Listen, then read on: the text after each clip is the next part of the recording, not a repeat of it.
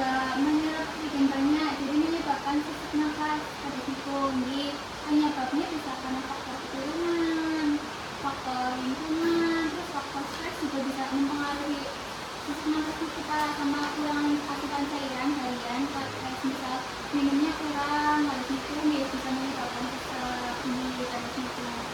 Jadi untuk tanda gejalanya, satu kali produksi lendir kata nih pada sobat alami nih, kali onten demam, terus kali onten nafasnya pendek, kali ngap pada siku ini. Jadi onten caranya kita ini onten cara mengatasi namanya latihan batuk efektif. Nih batuk efektif itu apa? Batuk efektif itu cara batuk yang benar biar bapak ini kan menghemat energi. Biasanya kan batuk kalau semua kesel nih, batuk terus nih.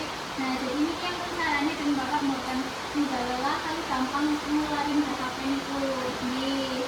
Nah manfaatnya itu biar gampang mengeluarkan dahak kali dengan keluhan sesak nafas. Biasanya kan kesel banget kali batuk, nanti yang caranya memperingan kali melatih bapak agar bisa mengatur nafas biar nggak terlalu sesak banget nih dari situ.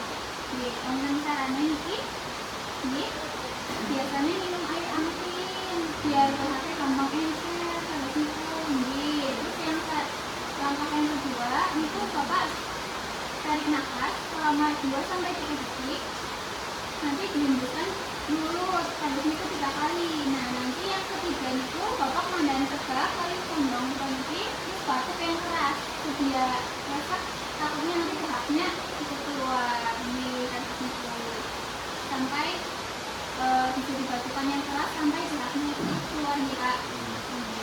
Sebelumnya ada yang ingin ditanyakan pak terkait ini pengikutnya bapak? Kemarin kan hari Jumat dari